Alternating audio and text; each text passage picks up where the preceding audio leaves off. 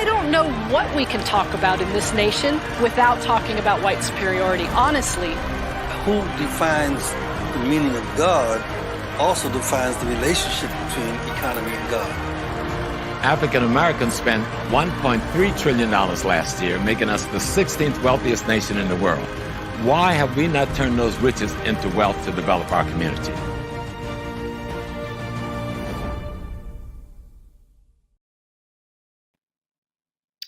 Peace, family. I hope everyone is doing well. We are still getting sleep. Well, not getting sleep, we're resting from having just a fantastic time at the One Africa Power and Unity Conference in Detroit, Michigan. In honor of Detroit, Michigan and Dr. Ken Harris and Dr. Motley, I'm wearing my Detroit versus everybody sweatshirt. It's hot as hell, but it's okay. You do everything for the gram. This right here. How you doing, Taki? I'm good. Just excited. Still dealing with the positive feedback and the positive energy we got in Detroit. Detroit's definitely a lovely place, and was happy to be there amongst everyone. Just want to make a quick announcement to people who are calling the number now. I'm getting several calls. We're not quite ready for that portion of it yet. So folks who got the call-in number, we definitely want to hear from you guys in this program. But right now, we're going to get started with the show. And when we make the announcement, that's when you guys could call in, and you can give your experiences watching the conference on last weekend. I can't believe a week went by already. Yeah. Amazing how this time went by. So I just wanted to say a special thank you to everyone that was involved. People basically see just Felicia and I, but there's so many other people in the background who was a huge part of this. And I guess we give a special shout out, to the presenters.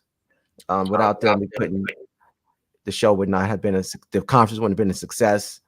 Definitely Dr. Jeffries, Dr. Rosin Jeffries, Professor James Small, Mfudishi. And I give a very special shout out to Mfudishi because he wasn't supposed to be the first person speaking, but because of last minute changes, he had to kind of slide in and kind of open the conference for us, and did a fantastic job. So definitely want to take our hat off to him. We love Mfudishi, definitely high energy, and he was definitely a easy choice. So definitely shout out to him. Jabari Ozaze, Asar Imhotep, Dr. Susan Tata, Professor Bayana Bello, Shahrazad Ali, Riza Islam, Brother Kaba Kamene. Shucks, we said him, and Dr. Georgina Falou. Everyone did such an excellent job at the conference, and not to mention, I guess last but definitely not least, our great host, brother came in, hit the grand slam, knocked it out of the park. Dr. Kenneth Harris, my man. So, definitely huge in that. And the people that was there, Felicia often said that this conference definitely was about the HAPI principles, the HAPI movement principles, and loving Black people. It was definitely resident in that room, in that building, on that second floor of that hotel in Detroit. And it was just powerful. Yeah. It's much more than I mean, for myself, that I even thought was happening, because when you're in it, you're just in it, and you can't, then when everyone shows up, you're like, wow, people showed up, and it was just awesome. Taki, I actually have a question for you. So a lot of times the way we work in HAPI land is that, it is HAPI land. We kind of wait, and then things come, and then we just, you tell somebody, or somebody volunteer, okay, I'll do it. Just however it works out. But when you were actually thinking, like, how long did you marinate on this idea of doing a conference before you actually let myself and Brittany know you're going to do a conference? Well, I don't know. The first part of the conference was in Egypt, for those who weren't aware. The One Africa Return to the Source Conference was scheduled to be in Egypt on February 25th and 26th. I don't even say unfortunately now, because it's kind of fortunate because they sort of did us a favor by moving this conference to Detroit, helping us actually choosing Detroit, because we couldn't have imagined the type of power and unity we experienced in Detroit. It's kind of funny just using the power and unity. And that whole process kind of came together kind of seamlessly. The notion came about having conversations maybe sometime last year with certain of our esteemed scholars, and it kind of went from there and it evolved. This conference originally was supposed to be years away. It wasn't supposed to be this year. It was something that was like, okay, let's do it maybe in 2023, 2024 in Egypt. Things came together and it coalesced in a way that it was like, okay, we can do this now. And one of the things is, definitely the people that were involved, people like yourself and Dr. Motley, kind of let me know that we had the infrastructure and a team group to actually put it together to facilitate this now, rather than Egypt, Detroit. We could have done anywhere around the world with the people we have around us. And that's a big shout out to those people who are involved. And I kind of start off talking about the panelists, but we definitely want to also give mention to people just that's always been there. And you got our core group of people, the three of us. You got people outside who are extensions of us, people who we contract to do some of the work that we need, some of the artwork, some of the other things, the graphics, putting the books together, all this stuff which came together and coalesced in a very special way. So it really wasn't, to answer your question, Felicia, it really wasn't a lot of time in between the time of conception to the time of implementation. It was pretty much all overnight, and it happened quickly. And let us know that even we're talking about people who are there, this HAPI thing that we're doing, and I love what Dr. Ken Harris called it, this HAPI experience. Really, this experience by and large is being fostered by others. And there's a lot of ancestral power in here and what we're doing. So it doesn't take a lot to move these things around and get them off the ground, especially when you got that type of help behind you. So definitely a big shout out to the ancestors who are with us. I always call them our happy ancestors. And they were definitely present in that room in Detroit. Yeah. So before I ask you, what was most surprising to you, or something that you just didn't anticipate happening, I'm going to answer that for myself first, because I think one of the things is that, we interviewed everybody that presented, a few times. Everyone's been on the show, except for Susan Tata. She's the only person that we have not actually had on Happy Talks prior to them coming to Detroit. And she didn't come to Detroit. She was she was virtual. But I think one of the things is that everyone brought, I thought when we sit down with everyone, I always think that they have their A game, because I'm always stunned. I'm like, wow, I haven't heard that. Or, it's just, I'm always learning stuff. But they stepped in with some new stuff, during that conference. I found myself just in awe. Like, Dr. Jeffries, 85, lifting his leg up. What? He's kicking, he's doing kung fu, he's down on his knees. I'm like, what is going on here? Susan Tata, I was in straight tears. Her whole entire presentation, it was just so beautiful. And so was there any moment that you were just like, wow, okay? Well, I was in awe pretty much from the beginning to end. I loved every aspect of it, loved every moment of it. For me, it couldn't have been scripted any better. I did forget someone. Dr. Alicia Watkins was also there, Dr. Boyce Watkins' wife. And she brought together the element that was so important in just the conversation of power and unity. And for me, this conference really kind of spoke to several things in our community. Before we go any further, though, family, please do us a favor. Please do a big favor. Like and share this video. This is a conversation, a discussion that a lot of people need to be abreast to. So if we can, just please take this moment, like and share it. Also, definitely shout out to Ronnie Gerardo for the super chat donation. People definitely want to support. You can hit the Cash App information to be up on the screen shortly. But one of the things I want to say about, for me, in terms of stood out the most, was the presentations and the level of scholarship that was there in the building. And it all came together very beautifully. Like I said, it coalesced very well. One of the things that alike in the conference. There were some real strong actionable items delivered from Dr. Georgina Falou, who was a last minute scratching, if you will. She wasn't supposed to be a part of that. But just listen to the elder, Dr. Jeffrey said, you know, Taki, we want to bring Dr. Falou there. She's been a big part of my life and everything that we're doing in the foundation. It's all right, Doc, let's go. We got her there. And last minute, she was ready to go. And she was helping people establish and set up the corporations, your IN, your tax ID numbers. So things that we talk about in terms of HAPI, like moving forward to that next step, we had people there delivering that. And that was such a beautiful thing. And it's so important that when we're talking about power and unity, what are we actually really talking about? And to be honest with you, and I'll say this, I've said this a million times, and I'll say this again, and I'll stop. When the conference shifted from Detroit to Egypt, from Egypt to Detroit, one of the things that shifted with it was the theme. The original theme of the conference, and I said this before, for those who didn't hear it, this will be the first time hearing this. The original theme was One Africa returning to the source. The source being Kemet, Egypt, the Nile, the Hapi River, Hapi Atiru. That's the source.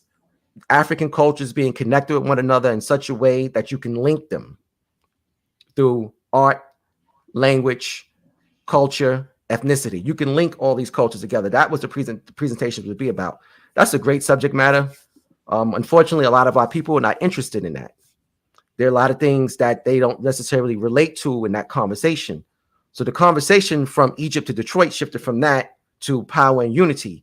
And we had discussions about Black economics, Black love, the Black community, Black babies, all these different things. Now it's something that's more of a universal discussion. So it was a blessing for us to actually have this conversation in such a way that it related to more than just the kind of geeks or people who are really, really interested in the historical aspect of our culture. So it's a big shout out to everyone that was involved, and I loved it. Had a great time. Yeah, you know, now going back to just one thing you said is Dr. Falou. So it wasn't, I don't think people understand when we say she was, helping people set up stuff.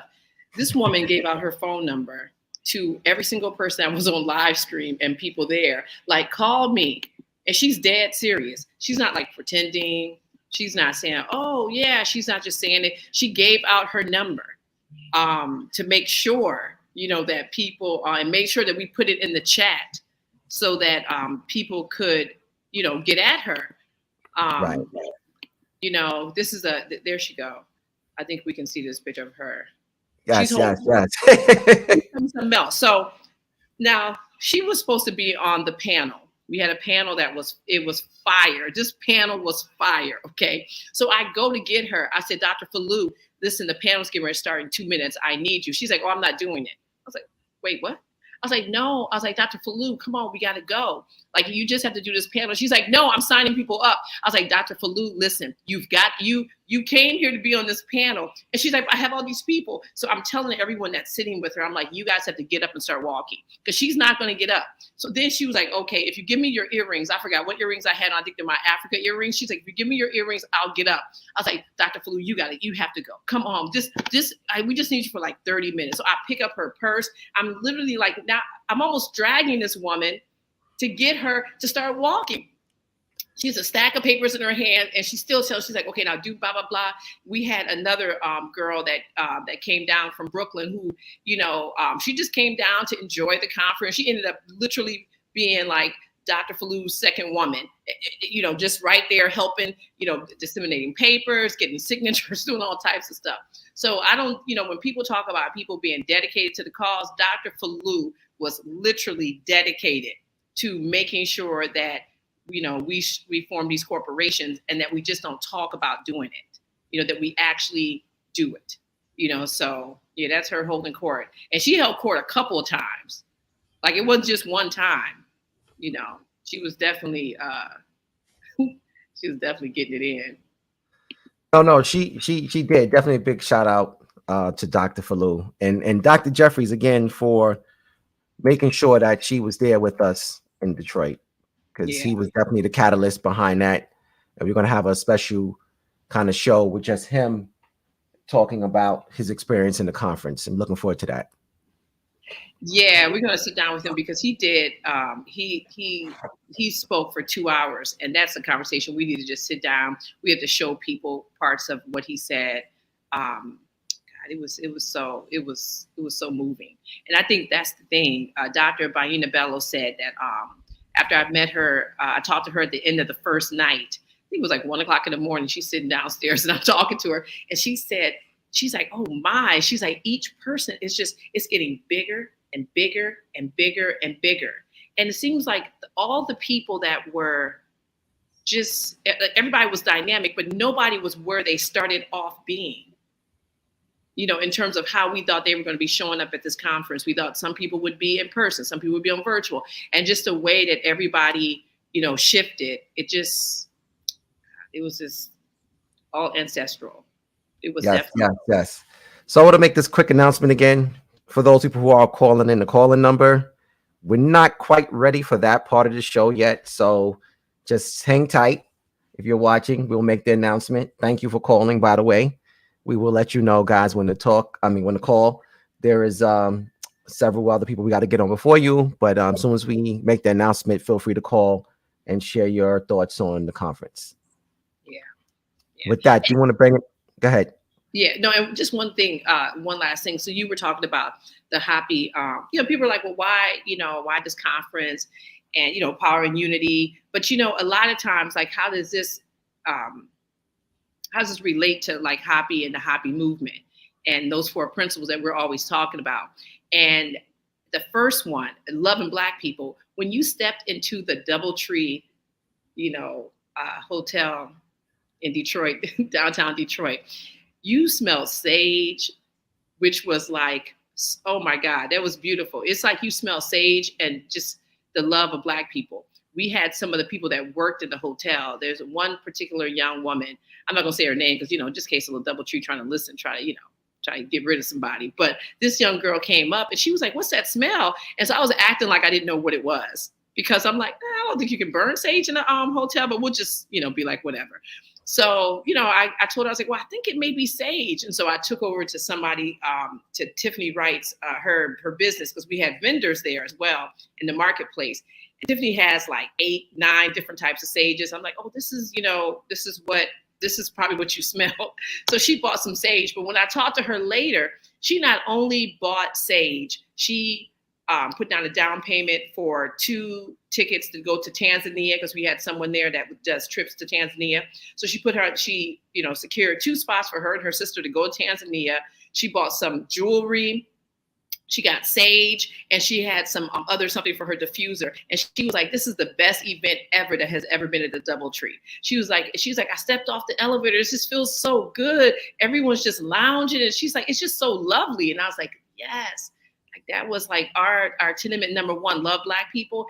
We hit that out the park. Yeah. And then that's just thanks to everybody just showing up. So that was really very, very nice. Very nice. Yeah, someone else said, but he took my very nice. There you go. All right, so we are going to bring in, let's see, we got Dr. Ken Harris, our MC. We have Dr. Motley, our trio, our HAPI trio right there. The genius, King, what's up, man? That's you, brother. That's you. That's you. I mean, come on, you did such a fabulous job. Everything just kind of worked out. We lost our original MC. Just got to give a special shout out to Dr. Ken Harris. Our original MC couldn't make it for various reasons. And I reached out to Dr. Harris and I asked the brother what to do, or would he be interested in facilitating the conference, moderating the conference? And the brother said yes. And it was such a beautiful thing because, again, for those who were not there, for those who did not watch it, it's so important that we understand the depth of the conference and the discussions to be able to transcend almost every aspect of our lives. And that's something for me that was so important to have seen done in that very special way there in Detroit. And Dr. Ken Harris being the president of the National Business League, and correct me if I'm wrong, over 100 years strong, founded by Dr. W. Say that again? 122. 122. Okay. 13th president. I got that right? Number 12. Number 12. Damn. Close. All right. The 12th president. National Business Link. We'll have 13 one day. There's no success without succession. Okay. Okay. All right. So listen, those who don't know him, please get to know this brother. Definitely a powerful person, and you know, he definitely brought it home. Yeah, Dr. Brittany Motley there working and with the tech people, helping coordinate everything, making sure that the conference is live streamed to everyone successfully. Those people who were not in the building, definitely big shout out to Dr. Motley. Such a beautiful thing, man, and it's all about the team and those people who brought it together. So I'm just proud to be a part of this experience. So it's an honor. You know, I always say I just want to say happy my Auntie Day, happy Mother's Day to all the ladies. We want to make sure that we establish feminine energy first today. And so Dr. Motley is always a pleasure. And I'm glad my aunt worked through both you, Taki, and Felicia and the rest of the team. So I'm loving every experience and the aftermath. Same. It's good to be here. It's been a pleasure working with you all. So what were you guys? Were you guys surprised at anything? I would say I was not shocked, but I'm still basking in all of the things that happened too. I think it was amazing. Like, I agree that Dr. Tata, I felt like she just hugged us all through the screen. Like, that was her message, was dressed in so much love. Yes. Dr. Falou, I loved how actionable she gave us. You know, you're right. She had people setting up 501c3s right there in the, like, you know, where do you get this at? You know, in what world? And then to you all's point, you all made the points already, but the diversity of thought that was there, you know, it was something for the scholars. It was something for the practitioners. You know, it was something for those who are doing things in different sectors. It was something for everybody there, all African centered at the same time. So I just thought it was beautiful. Yeah, and I concur. I mean, when you ask the ancestors to bless the event. Obviously, the ancestors not only blessed the event, but they worked through every single component and abstract within that construct that was created. So in the contours of everything, the spirit flowed from one speaker to the next. And so it was easy for me to moderate because I could feel the spirit. And the spirit was through the agenda. It was through the atmosphere. It was the energy, the vibration, the frequency levels. No matter how they changed, it connected with everyone. And it all started from a visual manifestation. And so that visual manifestation didn't start at this event. It was the culmination of everything that led up to this point that you all were able to articulate. And so because I tell Taki all the time, and you got to go through the fire to experience the glory. And I felt as though whatever it was that precipitated and whatever obstacles that was put in place that you all were able to overcome proceeded in the ancestors and the divine spirit working through every aspect of this particular conference. And I think not only were the attendees able to benefit, but I also thought that they were led by all of the hand-picked instructors, teachers, prophets that you assembled that allowed for the healing to occur. And so, you know, I just basked in it. I didn't even have to do anything, to be honest with you, because the HAPI movement team in leadership set the principles of my aunt from the beginning, and that order was in place, and it flowed to the conclusion, which was success. Now, what I'm even more excited about is the next steps. Yes, definitely the next steps, because there's nothing without the next steps. And we definitely have some things that's brewing in the pot for the next steps. We can This is just a part of it. This for me was what I like to call HAPI. You mentioned the selection of people. In a sense, I like to call this HAPI 2.0 in terms of the film. The conference was a continuation of this. The scholarship here was a very diverse, use Dr. Motley's word, very diverse group of people, but they brought together a discussion in a very succinct way. And that's exactly what occurred in the conference. Bringing together different minds. It goes to show us that even though we may have different mindsets or different philosophies or different strategies, that as Black people, we can work together. And I think that's part of the problem we have in our community, is that just because a person's over here doing it, a person's over there doing it, doesn't mean we can't find a way and find a lane to kind of pull our resources together and work together to be successful. And that is the problem we have in our community. This conference was an example that we can do it and we can be successful doing it. So the next step for us is moving forward in that ideal and spirit of the conference is to take different Black organizations, something we've done very, I want to say very well in HAPI, but as a part of our HAPI principle, which is unity. When we look at the HAPI itself, it deals with unity.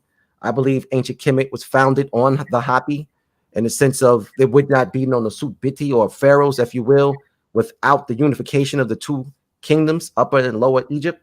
So everything that we understand and we do is based on the principle of unity. And if they did it then and thrive, we got to do it now, today, in order for us to thrive.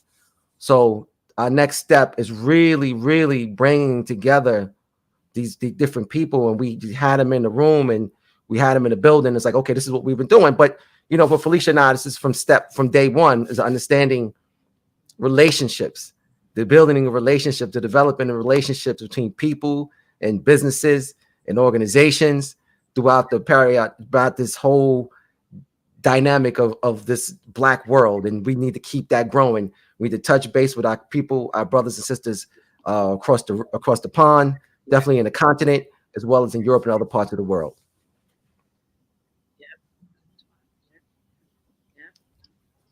So, you know, so I was watching, and let me tell you the live stream. The quality of the live stream, it was so clear. It looked so, oh my God, it looked so good. So I was getting ready for some part, and so I was watching the live stream, and you know, and I'm looking at this, and I'm like, I gotta show the picture, because when I saw this picture, I was just like so moved. I was like, okay. I was like right there. I was like a screenshot, and I texted to you, Dr. Motley, and I was like, yo, I was like, this chick right here, this is what I'm saying. So we go into this, right? And we were like, okay, we're gonna be doing this. Okay, Dr. Motley, you're gonna do this. Okay, we're gonna do this, blah, blah, blah. And then everyone got into their spaces. It was like, bam! I was like, oh my, you know, this right here. Let me bring up this other one with Dr. Ken Harris, because you know, I hear you talking, Dr. Harris, but the things that you were saying and how you kept the momentum going. You were telling jokes. You were, you were caring. You were understanding. But then you delivered the economic speech by any means necessary. I was like, damn, okay, you know. And so it's like it was just seeing everybody in this space that, you know, that was just elevated. It was just elevated, you know. Yeah, no doubt. And that picture, you know, is a testament of the conference, right? So our elders, our queens, our mothers, I mean, the blessings that proceeded upon the flow of the energy. I mean, I think everything was understood, because now the platform of economic empowerment, cooperative economics, Black business, motivation and promotion and success, and then the HAPI movement kind of organizing it in a way to where we now have a strategic plan and a strategic agenda. Absolutely. To now incorporate internal and external components that are going to make it truly successful. And so now that we got the foundation, now that we have mobilized and organized ourselves in a way led by the Ma'atian order and spirit. This thing is unprecedented in this time. And I'm sure the ancestors are smiling because that picture says 1,000 words to me. I couldn't pay for that picture. Mrs. Jeffries and Dr. Jeffries have walked the walk, talked the talk, delivered the talk, and they are still here to help Taki and the movement move forward. And that speaks about us and the generations that have been divided and separated. And what one Africa presented was something that will cast upon the world, that we can come together and love each other. And we can, like Dr. Karenga said, to be ourselves, we have to free ourselves. To free ourselves, then we can be ourselves. And that's what this represented for me. So we were able to be ourselves. And like I said, when I'm in an environment where my spirit leads, it's not even me. We're operating planes now, you know, so we come in like they never saw before to neutralize this system that has oppressed us. We are now coming in a way through the struggle, not running from it. We came through it to be to this point. And Taki and Dr. Motley and Felicia and the rest of the team, hats off to everything that you put together, because now you have ignited an economic freedom movement, which was the title by any means necessary of my particular presentation. So I tell you, my man right here, he's always very modest. I don't know what he's saying. He's doing crazy talk right now. Let me tell you. Dr. Jeffries actually mentioned, I spoke to Dr. J last night, and he mentioned you last night. He said you did a fantastic job. And you know, looking at that picture with you and Dr. Ken Harris and Dr. Rosalind Jeffries, it reminded me another aspect of unity I think that gets oftentimes overlooked in our community. And again, I think this was a strength we had in our past. We look to the past to garner information, to garner direction. And we look to the past of the Nile and everything that we're doing.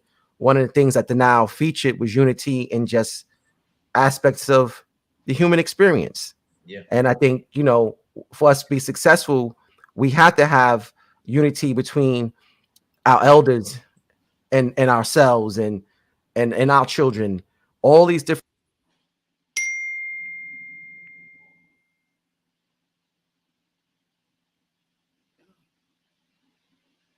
Can you still hear?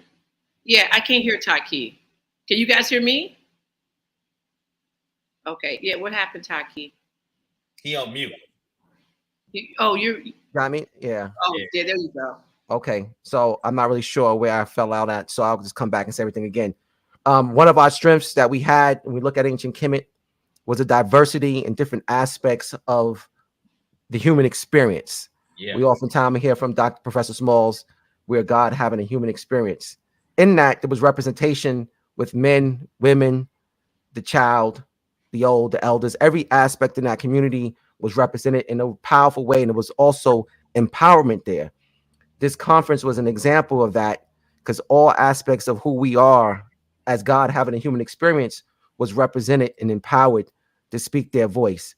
And that's essential for we talk about power and unity.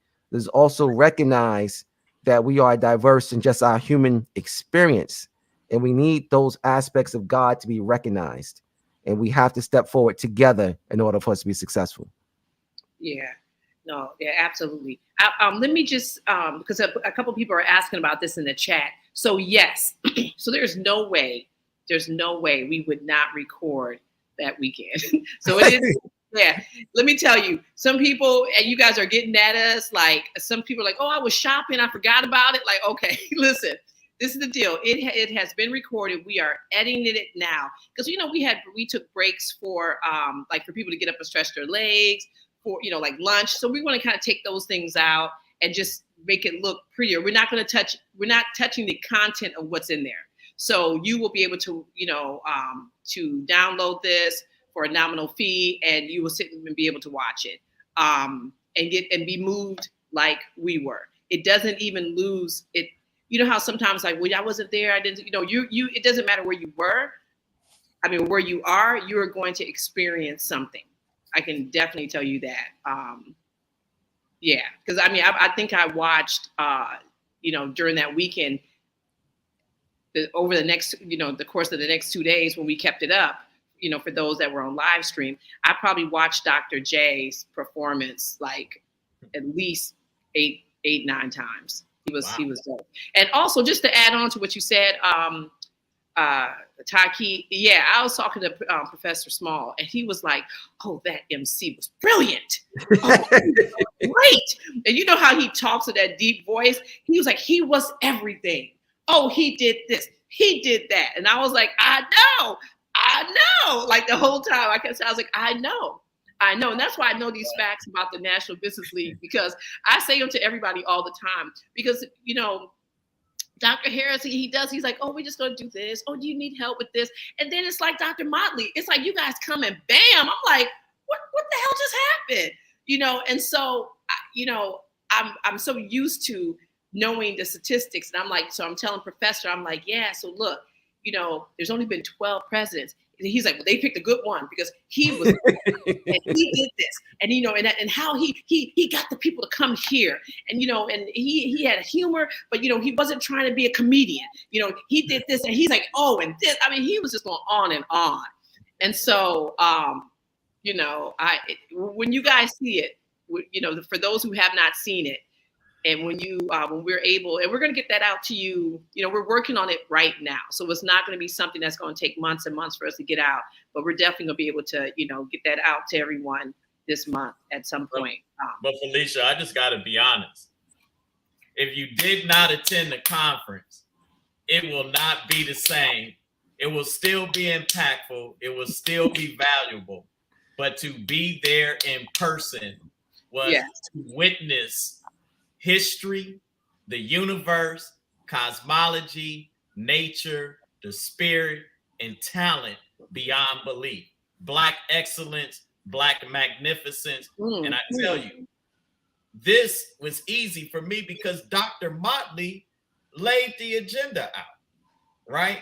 And so I don't know how Taki behind the scenes, which y'all did to organize this thing to flow the way that it did. But every single presentation that precipitated the next flowed in concert, flowed in uniqueness to set up the next presentation. And so by the time you finished the day, it was almost like you got hit from every aspect of Black life, Black experience, Black culture, Black living, period. And that's what this is all about, because it's not just the event, it's the community. Right there. See, I wasn't trying to rub it in. And that's my job as the moderator. I'm going to rub it in. So next time HAPI put out another event, our people are now, I hate to say it, we just got to see it to believe it. But guess what? I can tell you right now, not only do you see it, you don't even have to trust in the belief because the facts are there. And we getting away from belief. We going to the proof in the pudding. And Dr. Motley, this sister always in the background.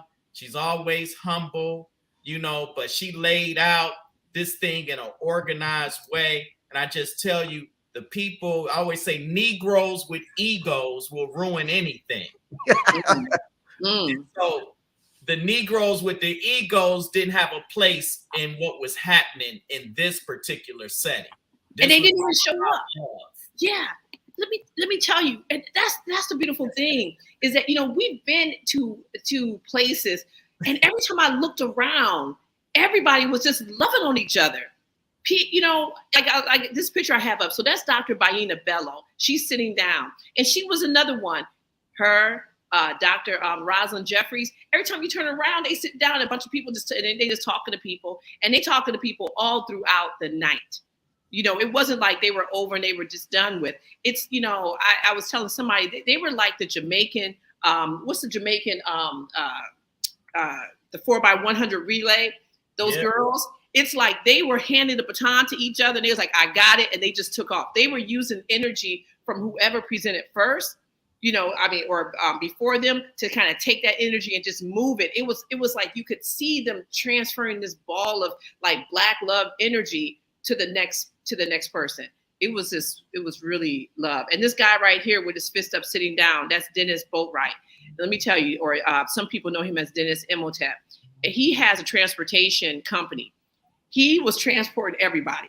He was like, okay, look, I gave him an itinerary of who's coming in at the airport. This brother's like, okay, I got such and such. He had his wife picking up people.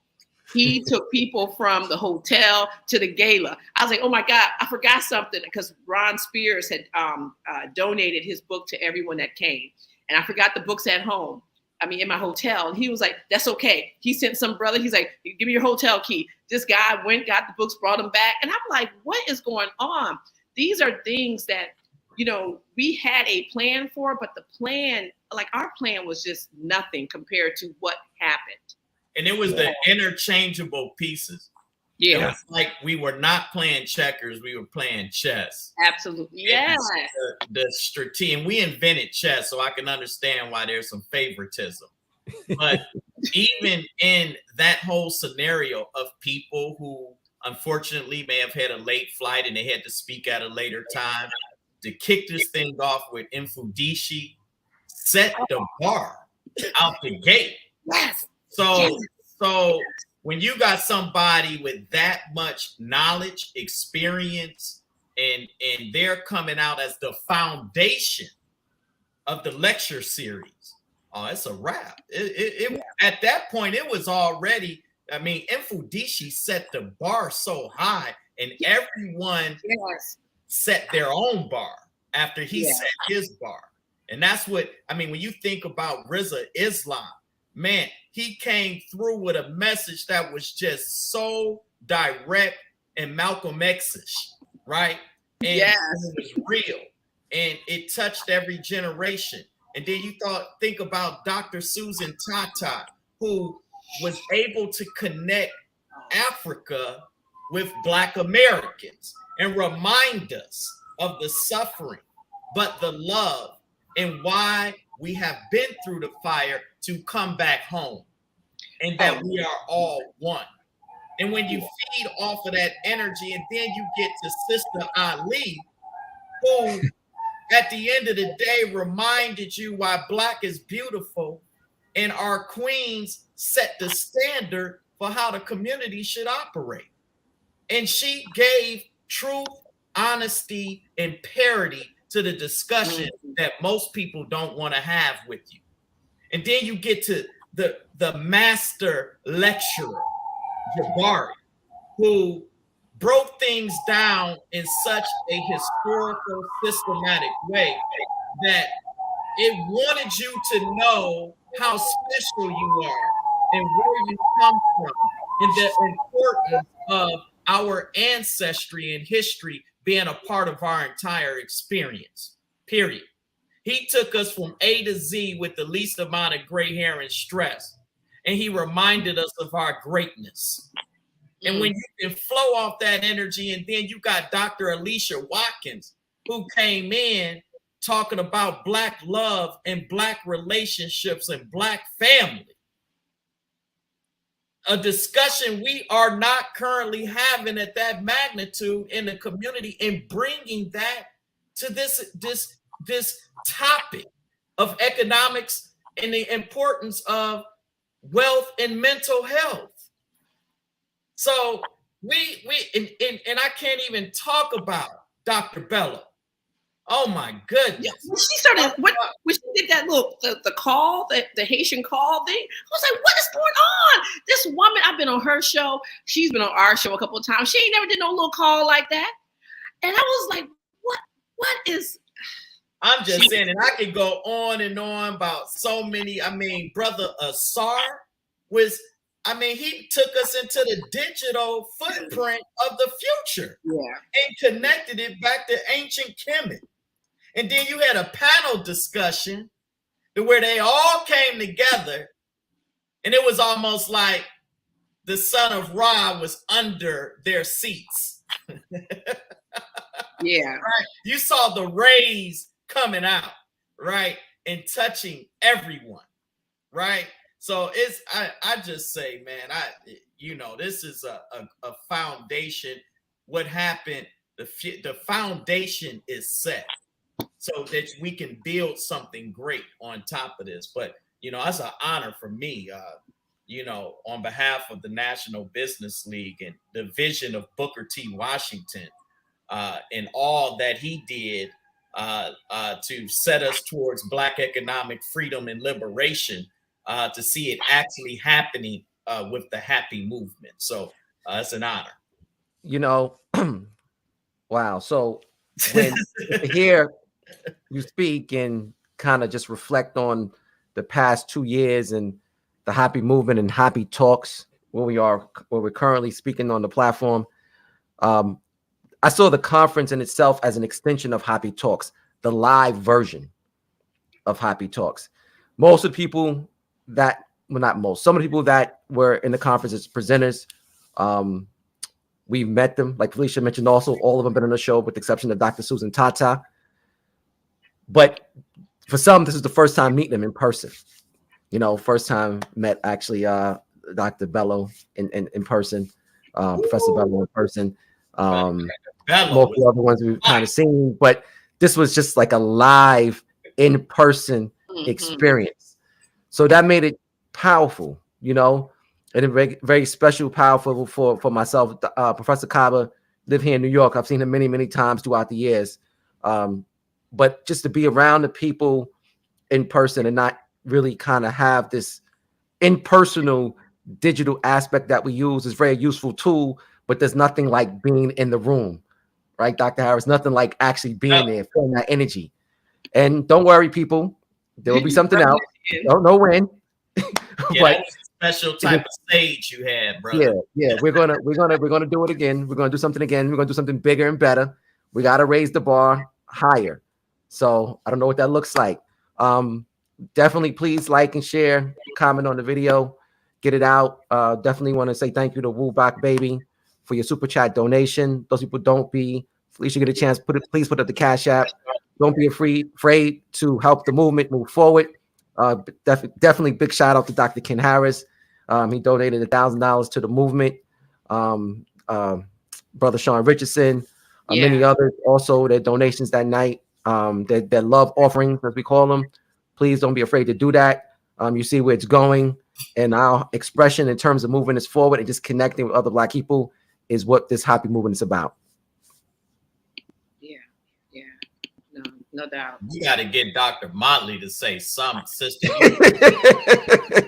So it's hard to provide commentary after you because you touched on everything. But I'm happy to jump in here. So on the tech piece, shout out to Mike Bruce and Marlon Watkins for letting me be a faux tech person working with the streaming team.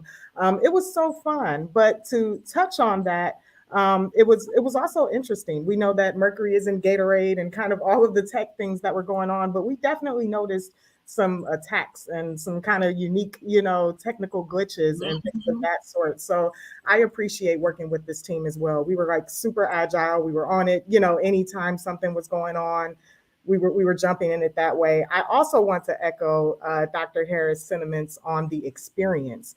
Just how accessible these elders and scholars and speakers were. And so, I got one-on-one counseling from a Kemetic priest, and I got life coaching from different scholars, tips on how to write books, how to do research, just all kinds of things.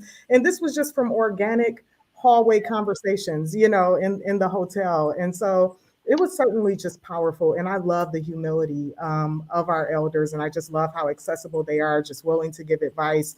I agree that it was powerful. And I also agree that the panel was powerful because it showed the different ways. Well, the conference illustrated this too, the different ways that we fight this fight.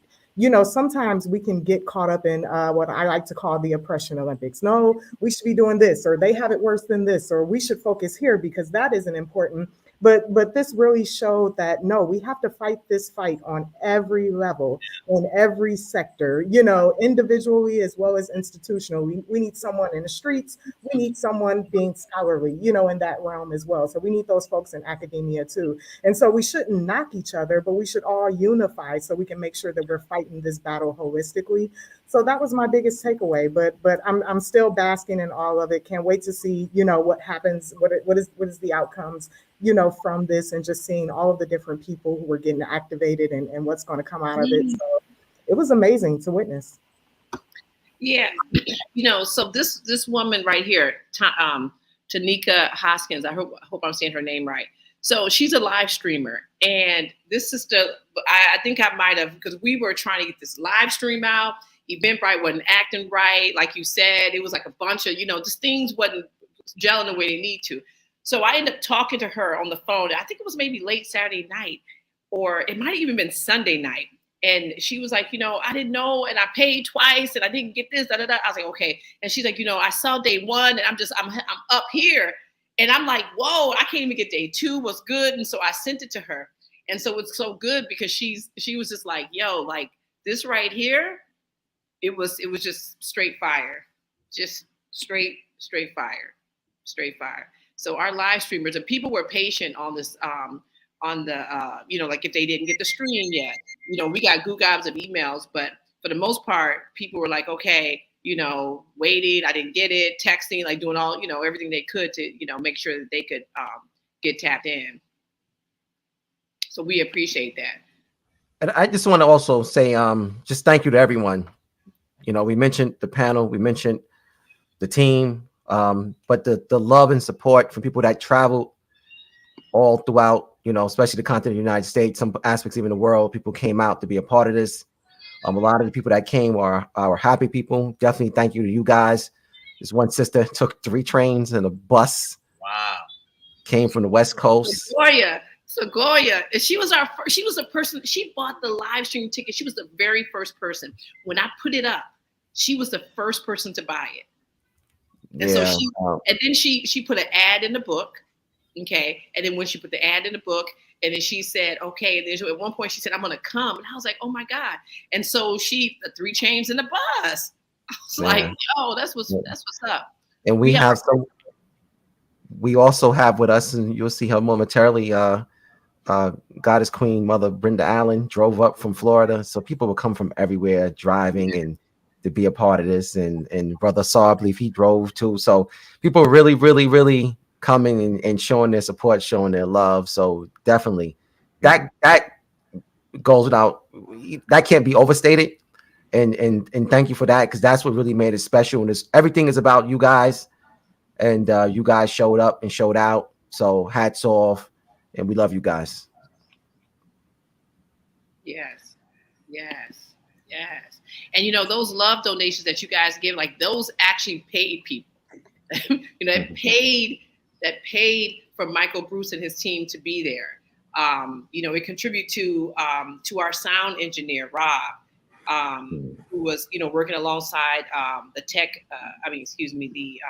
the live streamers. It was just effortless. They did a really good job. So we're happy to see Brother Asar. Hey, Brother Asar. What's going on?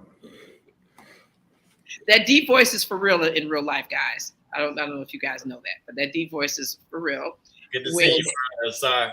Yeah, I never met Asar until, we sit here on this, you know, on this TV thing, but I'd never seen him like in person, so it was really cool to see him. Well, it was really cool to see everyone else. Of course, I met Brother Taki before, but to see Dr. Motley, Sister Brittany, and for the first time to meet Dr. Harris, and of course to meet Sister Felicia and others. You know, pretty much everyone on the panel, everyone else I've met in one capacity or another. But it was especially good meeting the people who, you know, a lot of them were familiar. I've come across them under different names because, you know, us Africans, we have our government names, and then we have the names that we have on social media. So they're like, yeah, I follow you as da da da da da da da da. And then just to meet the native Detroiters. And I always say, well, I've been saying that, you know, because this is my first time in Detroit. And so like it reminds me, like the people remind me of the people back home in New Orleans. And it's different, but in the sense that the spirit of the people, like everyone feels like cousins. And then they just act like down to earth. It's just like they're like open and just like family. It's just like a big city of cousins.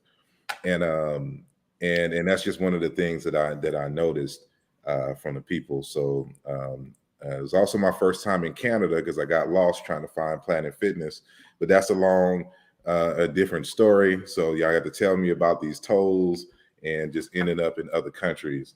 Y'all didn't tell me that beforehand, but I had a very good time presenting and meeting the people and getting to see some other people from behind the scenes.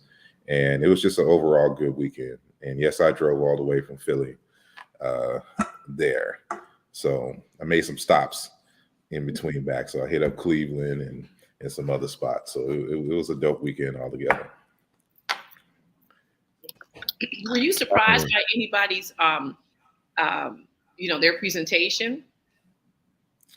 Nah, because again, I'm familiar. Like I know, like these people personally, you know.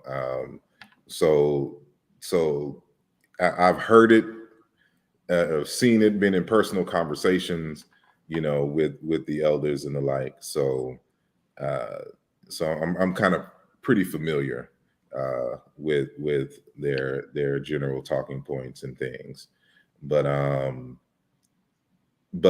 you know, it still doesn't diminish the quality of what was presented. And so, you know, like one of the ones I really enjoyed was from Sister Shahrazad Ali, for example, you know, and just the importance of the relationship thing. And even Dr. Watkins and her, you know, like actionable plans for those arguments or those moments of contention in an intimate relationship and I think, you know, I really like those conversations because, you know, as y'all know, I argue that essentially the basis of economics is relationships between people.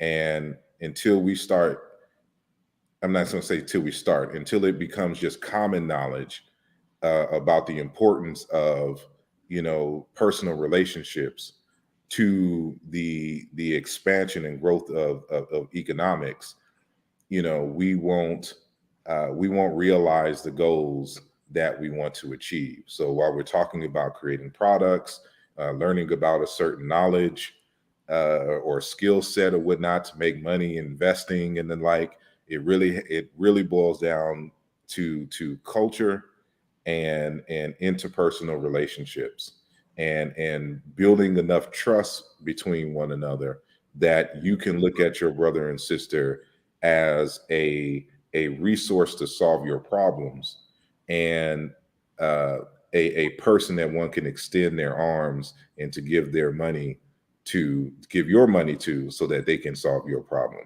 And that's the basis of, but it starts with trust.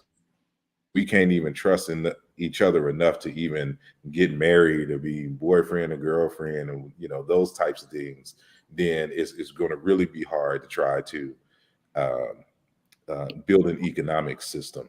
And that's really the basis of the entire, in my personal opinion, the entire conference. And then everything kind of expands from there. So I really paid attention and looked at especially those two conversations from the queens who presented at the conference. Yeah. You know, just to say something real quickly, that reminded me of Asar. He's a HAPI cast member, hapifilm cast member. And one of the things that was said when we shot the, part of his segment in the Museum of Fine Arts in Boston was economics starts between the relationship between people. Mm-hmm. And that resonated with me in such a way it made me realize just how powerful that statement was. And everything that we do here must be about building relationships with each other.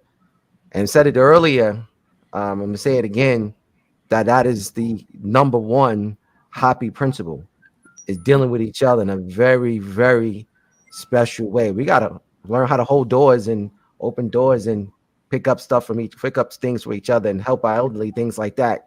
We really need to get back to some real basics. And once we do those things, like the brother said, we can now start talking about really doing some more complex business deals and really bringing some of these mergers together. But we really have to deal with each other in a special way. And even Dr. Noble said that in the film as well. No, excuse me, it wasn't Dr. Noble, it was Dr. Boyce Watkins.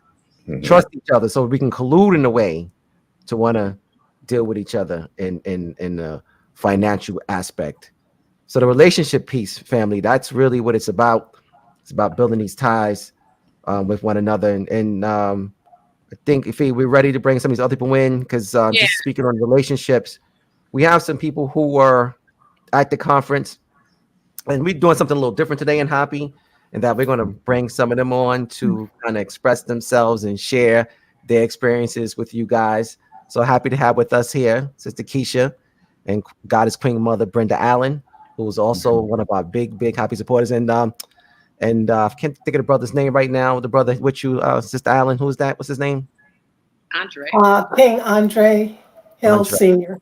Okay, how you guys doing today? Hey, man. Doing well. Absolutely well. Glad to have you. Thank you. Glad to be here. Glad to be a part of keeping this energy going. Yes. Oh, my goodness. And I just have to say, and I'll jump right in right away because I'm excited. Dr. Ken Harris, wow. When I say one Africa, we say power and unity. One Africa, power and unity. That's what we're all about. But we forgot that. That's right, Miss Allen. Yeah, we were standing up. Would you tell us black hand stand up, or what was that you were saying? And give everybody a black hand. Yes. Yes. And you had to have been there to get that energy to come back to us. But my experience was quite phenomenal. I enjoyed every second. And I'll tell you why from the very beginning. First, the drive up. Andre Sr. drove almost 16 hours to get us through 5 states from Tampa, Florida to Detroit. My first time being there. So hats off to this guy, this king for that. Andre. Thank you, Andre. That's what's up. You brought the queen to Detroit. Go ahead. Indeed. And so the energy started for me from an ancestral frequency and vibration when we entered the auditorium for the first time. And I took a seat, 3 seats in from the aisle, second row. And I sat down next to a couple. And when I introduced myself to the young lady that sat next to me, and she told me her name, and oh my goodness, I must give honor and praise to the Most High and to our ancestors, because the name she told me was the name of my girlfriend, my best girlfriend that had passed away and made her transition in 2018. That was one of the reasons why I relocated to Florida. She told me that her name was Valerie, and Valerie Robinson was my girlfriend. So her spirit from that realm, from the ancestral realm, followed me and us from Florida to Detroit and sat next to me throughout the duration of that conference. So that set the stage, aside from Brother Ken, who made us always say, thank you, when I say one Africa, happy Mother's Day to you. Happy Mayan Day for you.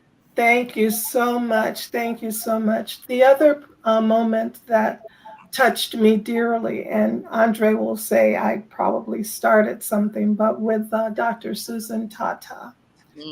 She, oh my goodness, I think I started crying first, trying to hold it back. but it was impossible. The spirit was just too high. But what made me so emotional was the fact that she said we had come across from the homeland. And as a clairvoyant and as a medium, I have in a past life been on the slave ship. I experienced that in a other life.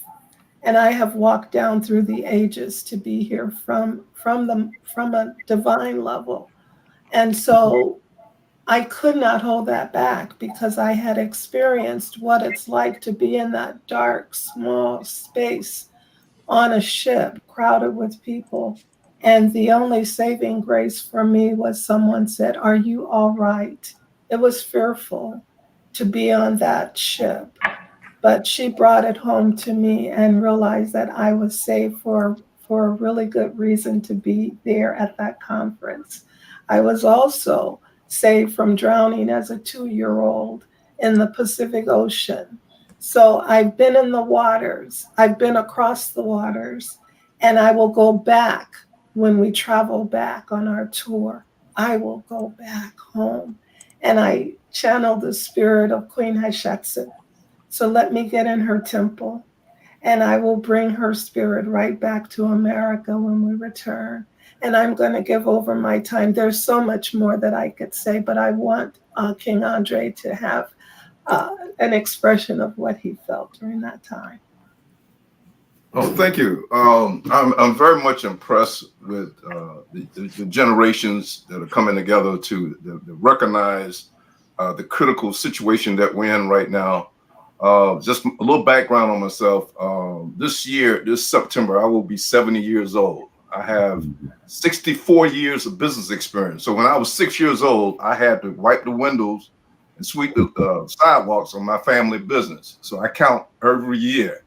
I have operated many businesses, signed many payroll checks, developed many business plans, IPOs. I have seen it all in America, in the United States of corporate America.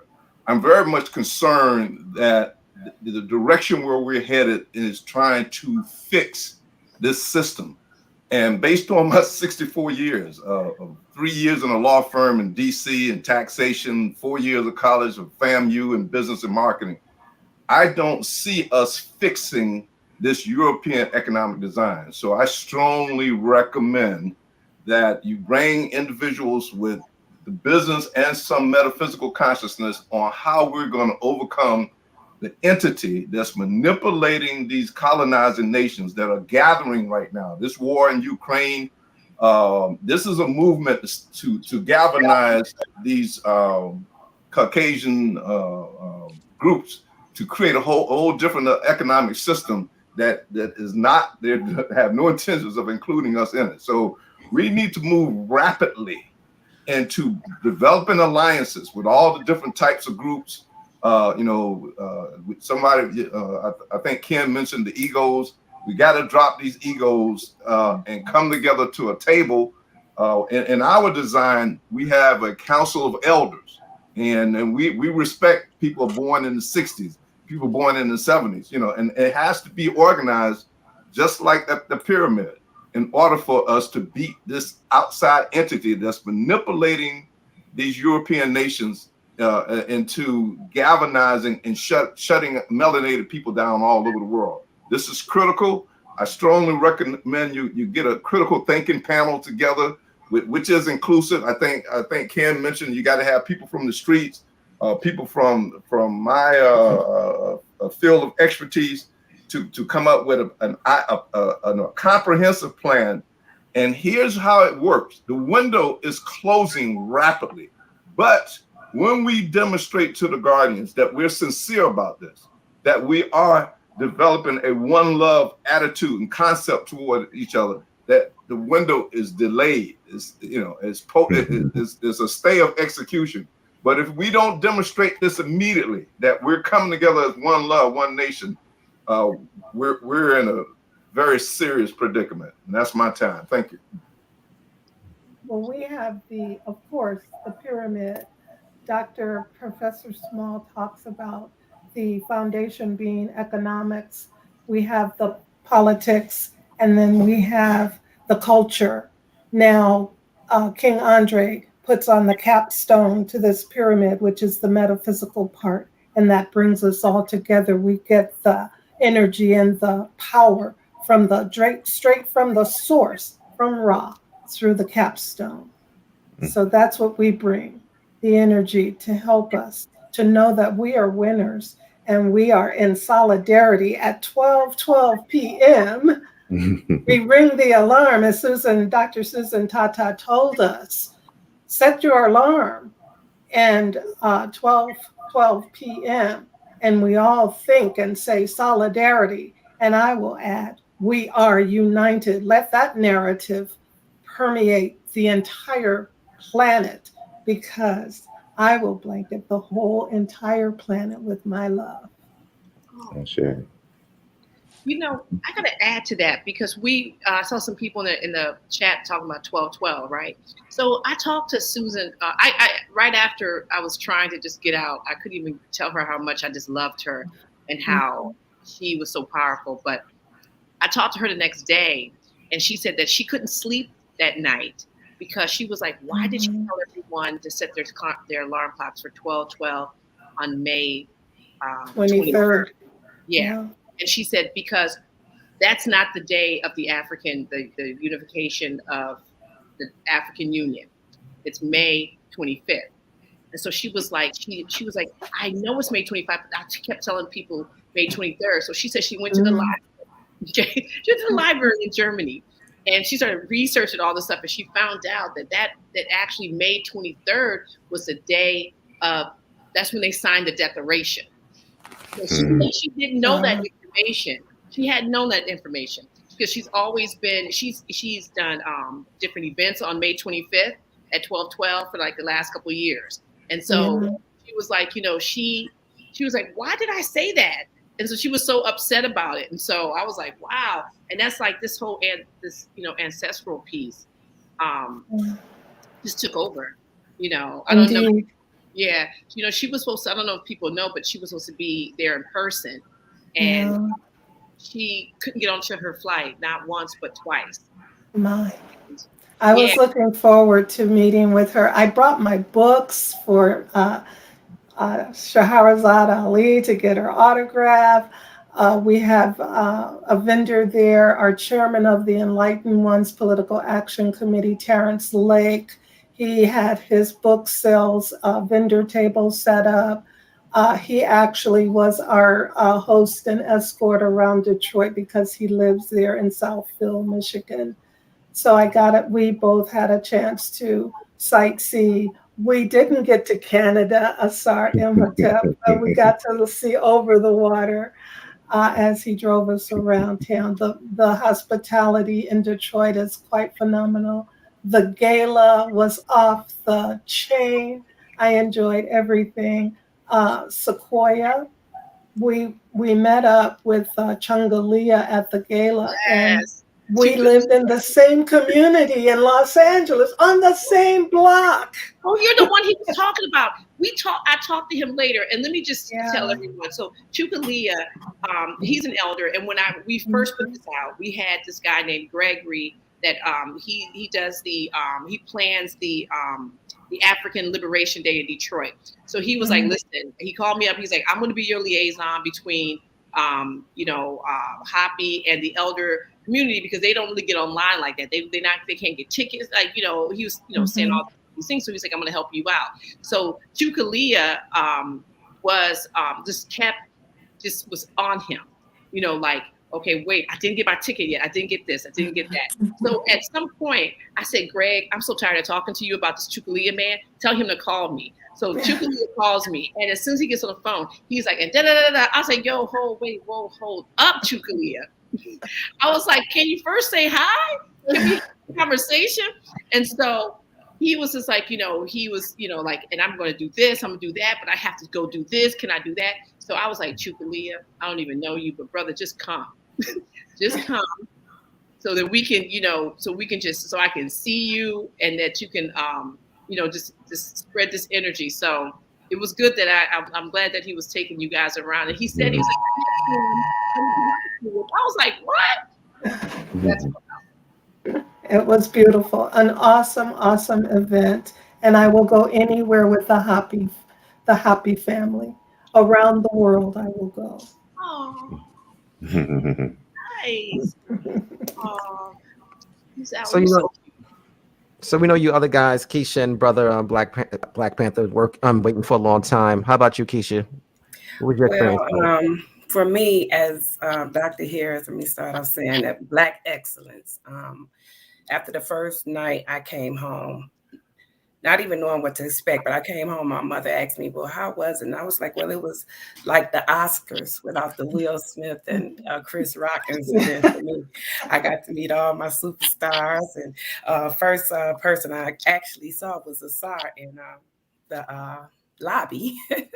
So, but to get to the point where I even wanted to be on here this evening, it was divine that I was at this event, not even ever hearing about HAPI and the movement and everything, but coming awake and a few years ago and all of those things, and being a minister at my church, I was asking the divine, well, what's next? You know, I'm coming into this knowledge, this awareness, and all these things, but I want to start applying it. I want to put the rubber to the road. So I was actually on YouTube watching another brother that was teaching. He wasn't part of the HAPI movement, but it was a brother he was speaking to that had left Christianity after 30 years, named Greg Asar Staten. And so the brother was telling me, well, connect with him. He's out of Chicago. I'm actually from Detroit, Michigan. So born and raised. So he was saying, well, connect with him. And we never got a chance to connect. This was about a week out from the event. Still hadn't heard of it. And so another friend of mine, because I'm always watching different YouTube channels, Infidel Sheet, all of the elders, I'm pretty much just clicking and clicking just to gain more knowledge and understanding of this African spirituality. So a video of Dr. Boyce was sent to me, and it was a video that I really wasn't even interested in. And when I run into some stuff like that, I normally just cut it off. So at this time, I fast forward the video, and it so happened that it was Dr. Boyce. It was his video, and he had the HAPI movement. And I seen that the conference was supposed to take place in Egypt. And when I seen it was in Detroit, because I was asking these brothers on the channel I was watching, I'm saying, man, do y'all do live seminars and stuff like that? Because I want to be in the room with these like-minded people. And they were saying, no, they don't, and all that stuff. So then the week later following, I seen this HAPI conference, and they come to Detroit. And I was like, I got to be here. I'm awakening up. I've been asleep too long. I haven't, I slept on brother Elder Renoko Sheedy, Ben Joseph Ben Yakin, Dr. Ben Clark, and I'm like, I cannot miss seeing Dr. Jeffries and him and his wife and Professor James Small. I could not miss. So the first day when I seen the event, I didn't get my ticket. But when I woke up the next day, it was like an anxiety. I woke up like, girl, why you ain't got this ticket? It's going to be sold out. And I immediately went online and purchased my ticket from the stream, the link that Dr. Boyce had set up. So it was just actually ended up sitting behind the guy that the man that Greg Asar, the brother that Reginald told me to sit behind, and not even knowing when he got up out of his seat. I said, Dr. Boyce? He's like, no, I wish. And he said, my name is Greg Asar. And I was like, I know him. And he went to the restroom. He came back. And I said, you're the brother that the man was telling me to hook up with on YouTube. And I showed him the conversation we were having on YouTube about him. So again, this is just a divine experience. I'm so grateful and thankful to be there. I took a picture with all the celebrities. I didn't get a chance to hear Dr. Motley because it was a mix-up on the second day. I had the information that it would start at 4. I'm calling myself walking in at 3, and y'all all going and everything. I was so upset, like, but so, and walked in the first day and met Felicia, just so nice. Just took a picture of me, just open. Those were the superstars for me. It wasn't the Will Smith. And I can't wait to go to Egypt and everything with you all and get my picture with Taki, Dr. Harris. I got my picture with Asar. Felicia got my picture with you and the rest of you guys. So again, I say and thank you. Oh, thank you. Every time I saw you, girl, you were smiling. We were all smiling. Yeah. Everybody was smiling. Like you just couldn't help but smiling. And I was like, you were so happy. I was like, oh, she happy like me. Oh my God. I was buying book after books and videos after videos. It was just, I'm ready. I'm ready to put the road to the rubber now that and actually the place I even worship in is shaped like a pyramid. So all of this was just unique. I don't know if you can see this picture or not, and you can't, but it's shaped. It even has the salt in the North Chamber in this place I worship in. So it's called Lifeline Christian Center in Detroit, Michigan. But I can't wait to see what's next and be a part of it. So as far as my finances or whatever, my time, I'm here, Felicia. Let me know what I can do. That's what's up. Yes. Oh my God.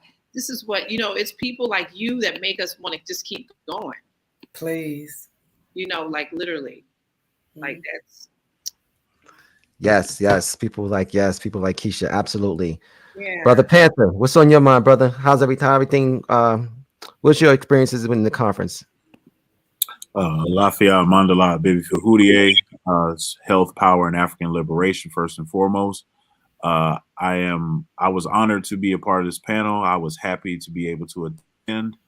I echo Brother Asar's sentiments that the people were one of the best parts of the conference, because you do this work, you put out, publications, you make videos, you go around the country speaking, and you're never quite sure of your impact until you're just standing somewhere and someone's so excited to meet you, because of what you've said, what you've done, the impact you've had on their lives. So that was one of the best parts of the conference to me. And I'm always honored to be amongst the elders that have dedicated their lives to African liberation, African scholarship, Afrocentricity, and Pan-Africanism. It's always a treat.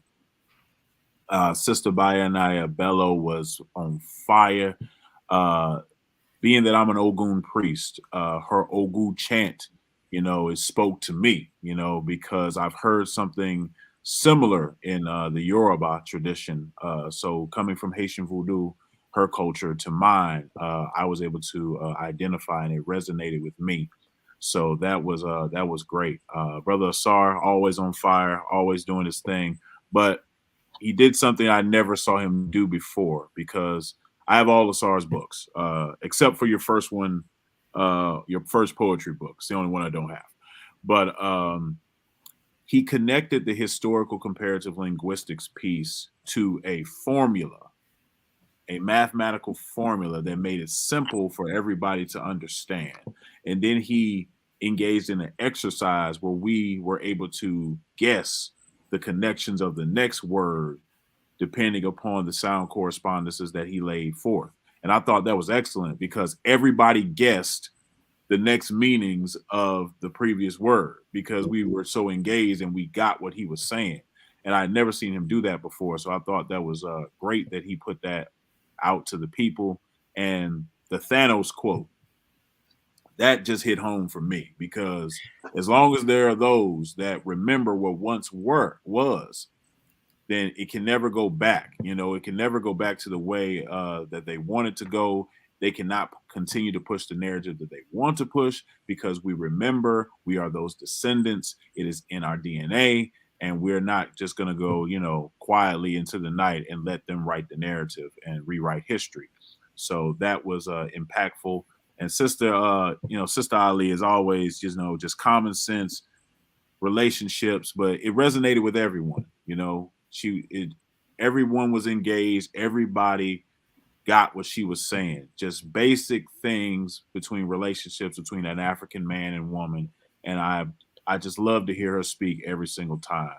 So I was, honored to attend, honored to be around, the greats, and I was just glad that I made the trip from North Carolina.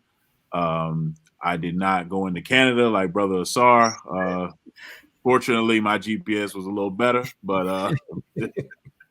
other than that, I had a great time. Thank you, brother. Thank you. Oh, and one last thing. It was special for me to get my Pan-African journal that I've published into the hands of our best, brightest, and our elders. James Smalls, Dr. Leonard Jeffries, Bayan Ayabello, and actually Bayan Ayabello and I met a year prior in Atlanta, Georgia at the Abakokin Sum Sum Festival that Marimba Annie puts on every year. And I bought her book, She Rose of the Haitian Revolution there. So I wanted to pay it forward because that was her last copy. She wasn't in a position to sell books and she let me get it. So I paid it forward in this conference and gave her the copy of my publication, Killmonger's Corner, Volume 2, which is a Pan-African journal of the Afrocentric and African community. So that was special for me just to be able to put my journal in the hands of the people that have dedicated their lives to Afrocentricity. And yo, his journal is dope. I was like looking through this, and I'm flipping through. I'm like, damn, this is almost like the HAPI newsletter. And I'm thinking this brother needs to write for the HAPI newsletter. And I'm looking, and I'm like, okay, wait, the African Superhighway of Wisdom by Asar Imhotep. I'm like, okay, like Asar, the articles in this is dope. I called Asar. I was like, yo, Asar, I need Black Panther's number, because this journal, I was so happy looking at this. I don't understand why people need to know about this journal. You have everyone up in here writing. And I was talking to Black Panther about this. One day I was over at Dr. Jeffries' house, and he brings this different little treats out every time you come over. And so he showed me this journal that him, Ivan Van Sertima, Ranoka Rashidi, they all had just articles. And he put them together. And he's like, yeah, we used to just write things and then send it to everyone. I was like, what?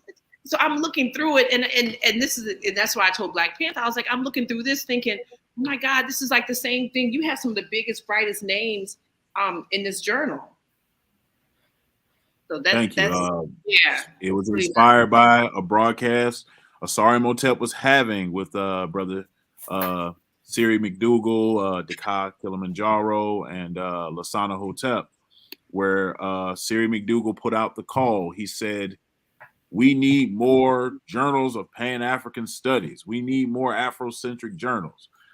We have Journal of Pan-African Studies, but that's not enough. We need more. We need people to put those together. And as he put out that charge, that call, I said to myself, I think I can pull that off. I know enough people that are doing great works and embracing the HAPI principles in their lives to put out something like that. So that inspired me to reach out and put out the call to the community. They reciprocated and sent me, everything from journals to poetry to, artwork to, many different things. And, that's our second volume, and we're going to keep it going. Yeah. And, in this, which is really dope, is that you have Black businesses listed. Homo sapiens are not the final product of biological evolution by Michael Pope. Like you really lay some stuff down in this thing. I put the link in the chat, guys, for you just to click on and get this, because this is exactly, this is kind of like the way you came with this journal is like how I felt like this conference was going. It was practical information, and these elders were giving us, scholars were giving us practical information for us to do. I mean, Dr. Falou was like, you're going to do it right now. Here's my number. But, you answered a call. So this is dope. Absolutely. Thank you. We're working on volume 3. So stay tuned for that. And I'm just happy to be a part of the panel. Thank you all for all that you do. Brother Taki, Sister Brittany, Queen Mother and her husband, Sister Keisha, Brother Ken, and Sister Felicia. I thank you all for doing work like this, because people don't understand how much sacrifice, hard work, dedication, and determination it takes, to stop what you're doing on your regular every day-to-day basis to create a conference and, put all these things together, and the film and go into Africa and the finances. So you're doing the ancestors' work. So It thank sounds you like all. a lot when you saying all that. It don't seem like a lot when you're doing it, but when you look back, you like, oh my God, all this, I gotta get all this together. Yeah. The next step, crazy people doing all of that. The next steps for yours truly, I will formulate our mobile classroom.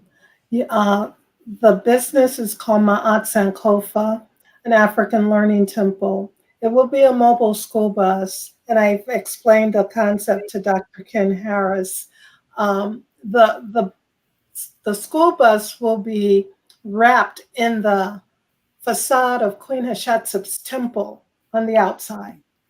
And on the inside, when you enter into this classroom environment, you will be greeted by a hologram of one of our great pharaohs or scholars or whomever we make that hologram to be.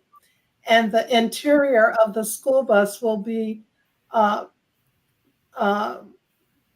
designed like the inside of a pyramid, the hieroglyphs and the papyrus.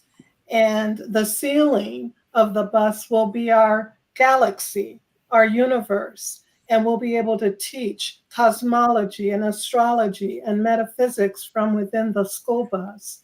And we'll be able to trick it out to travel around Tampa Bay initially so that we help fill the gap of those of our people that do not have the information that we share during this conference.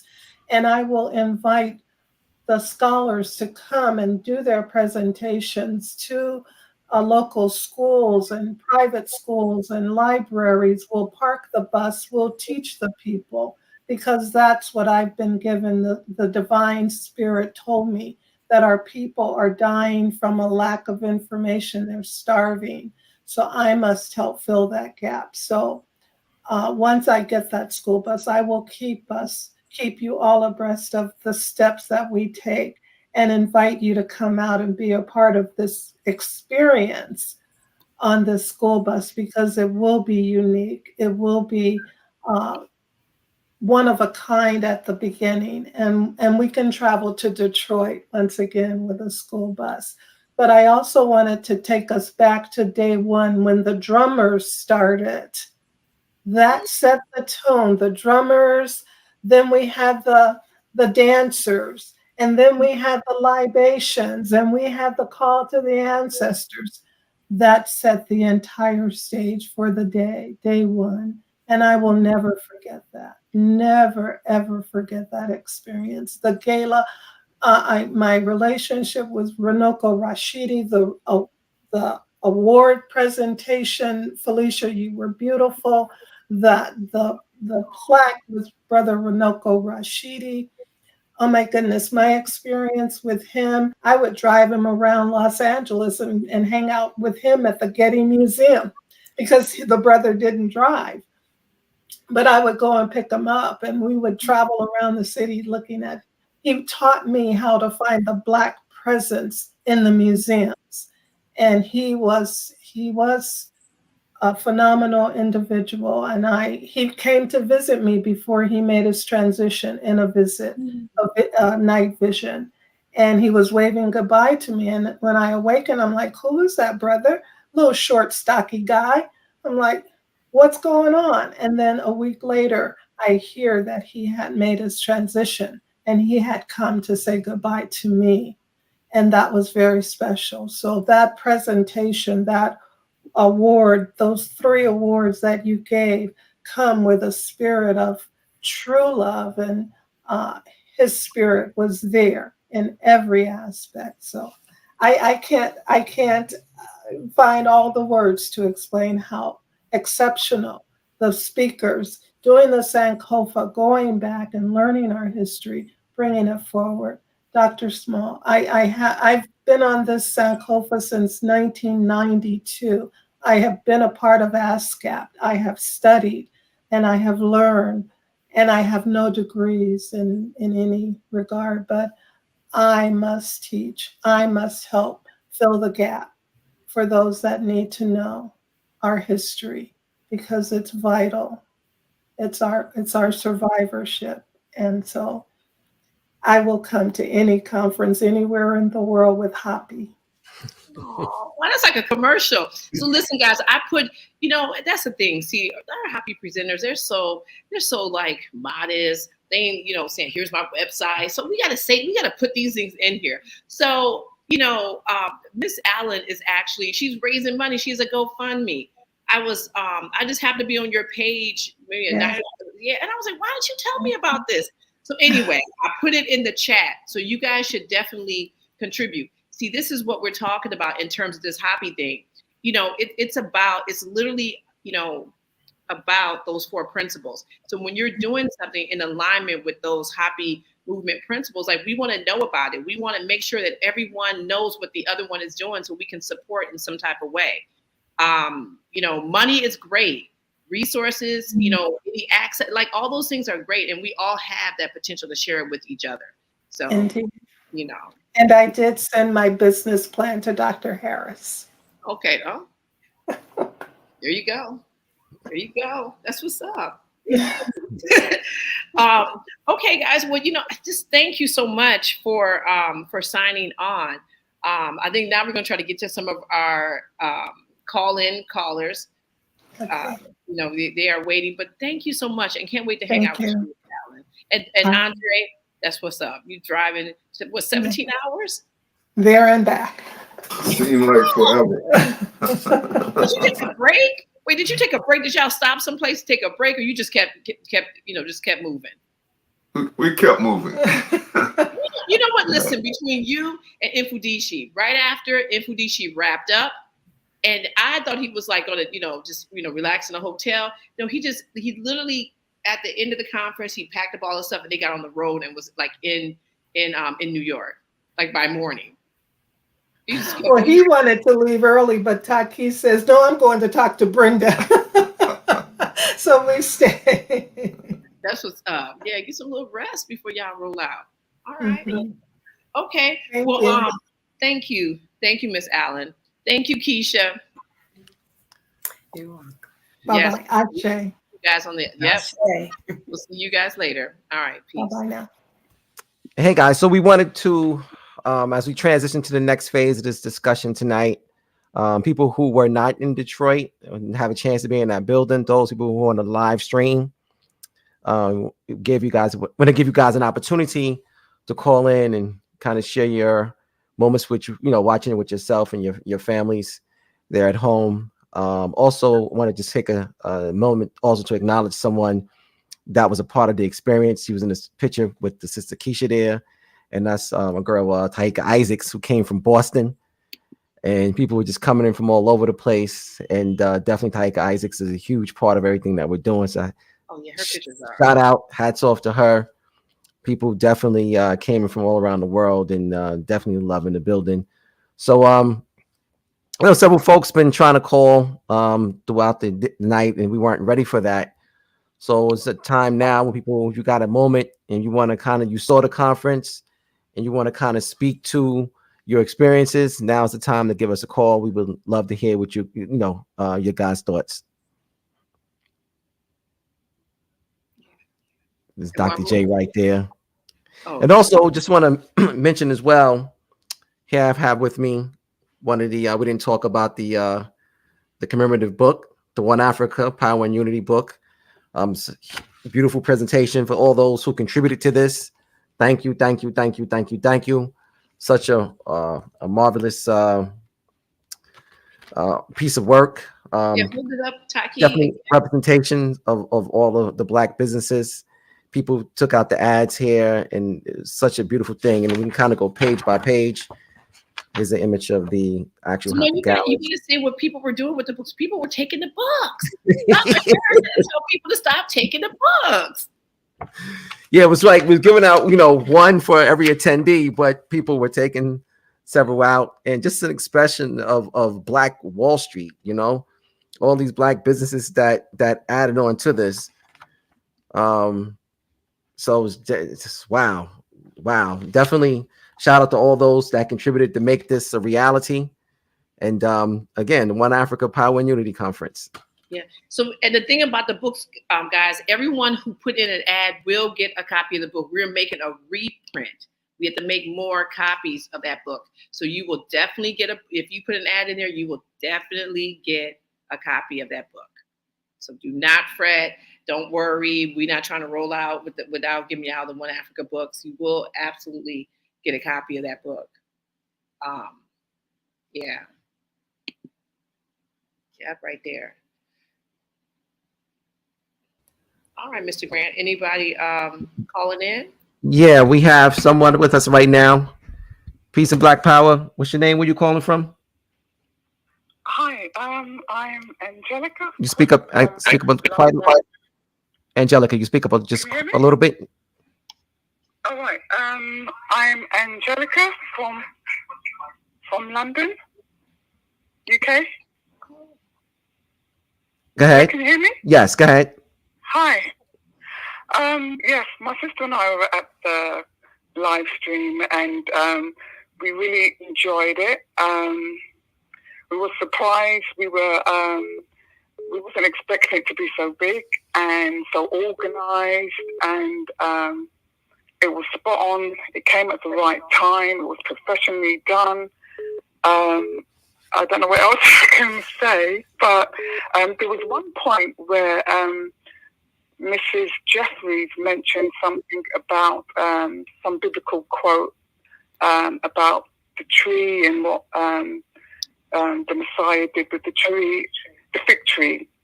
And over the years, I always had this thing in my mind: what does that actually mean? And why did he do that? And then all of a sudden, she comes out and explains it so well. And I thought, wow, after all these years, I've got my twin sister here.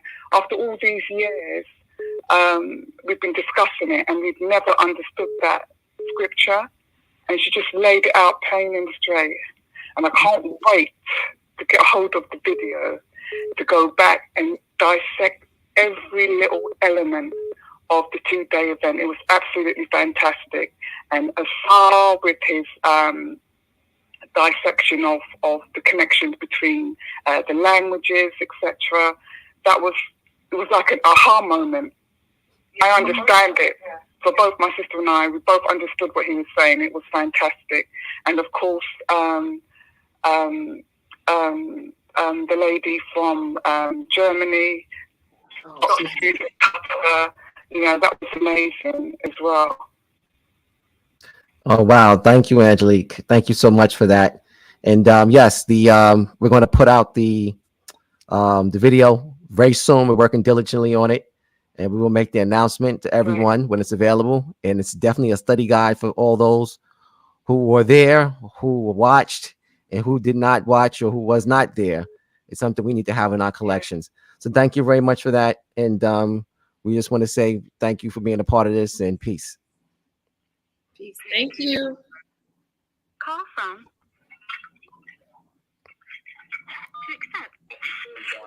Okay, caller, peace. What's your name? Where you calling from? Cincinnati, Ohio. And your name? Tanika Hopkins. Hey, Tanika, how you doing? I'm doing great. How y'all doing? We doing well. I'm glad to hear it. I'm excited. I was at the oh my God, I'm on TV. Yeah, did you tell her she's on air? Yes. You are live. Tanika? No, I wasn't aware I was on air. I know now. Okay. This is amazing. I am ecstatic. Like, I cannot even sit down. I'm in my room. Yes, I'm here. I'm here. Can you hear me? Loud and clear. Good gracious me. This is amazing. What's on your mind, Tanika? What you want to share with us about the conference? I just want to share how grateful I am to experience this whole ordeal. Like, it was mind-blowing. It was, I can't even explain it. Well, we want to say thank you for being a part of the experience. and we will let you know also that we appreciate you.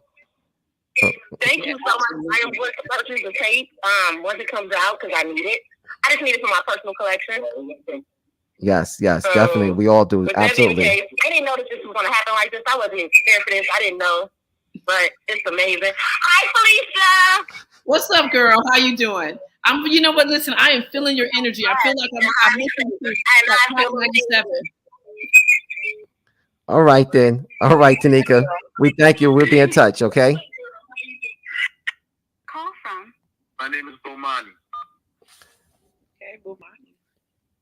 Peace, Bomani. How you doing? Where you calling from, Bomani? Tell them that they on air. I'm calling from Detroit. Detroit. What's up, Bomani? Detroit in the building. Go ahead, Bomani. Go ahead, brother. Okay, well, I was there. Last weekend, and the experience was just, I mean, it was a spiritual experience. I mean, I hear James Smalls talking all the time about how we're spirits having a human experience, or humans having a spiritual experience. I'm not even sure which one it is. Maybe it's both. But I certainly felt a lot of energy in the room. I was impressed with all the speakers and the vendors. I think I spent a lot of money up in that place. But I'm the kind of person who definitely goes out of my way, even if it's inconvenient, to support Black businesses. And hopefully people will inspire to do the same thing. The people who tuned into the whole conference, and the people who were there, was just, the energy was just amazing. I mean, the ancestors were in the room, everything, you just had everything going on at the right time. And I certainly felt like I didn't want to leave. I didn't want y'all to leave. I wanted y'all to continue to do this, but I know you have to go on to other stuff. But Detroit has a very strong African-centered community, and a lot of people talked about the fact that they wish they had been there. But you also gave award to Malik Yakini, who's a close friend of mine, and he's doing some wonderful things here in Detroit. And we're all trying to do some wonderful things in Detroit, trying to get this place together from some of the serious issues that we're facing here in Detroit. But the spirit that was going on down there, it just kind of, it helped energize me. Not that it really takes that much more, but every little bit helps from the spirit of our ancestors, and people come together in true African-centered form. I mean, this was a truly African-centered experience for me. And I appreciate it, and I can't wait till the next time you decide to do this. I'm sure it'll be bigger and better. Thank you, Brother Bomani. Thank you. Powerful words. The spirit of our ancestors and Yes, definitely. Spirit of our ancestors were there and energized us. Oh man, it was such a beautiful experience, and I can't wait till the next time. So I ain't trying to plan it no time soon, but definitely looking forward to another conference. Yeah, people were asking that a lot. Like on after the first day, they're like, "When's the next one?"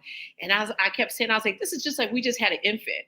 Like the baby just came out. Like the baby need to walk for a minute before we can start talking about another baby. Like we need to let this just kind of, just marinate for a minute, and so we can get our minds right, so we can come back bigger and better."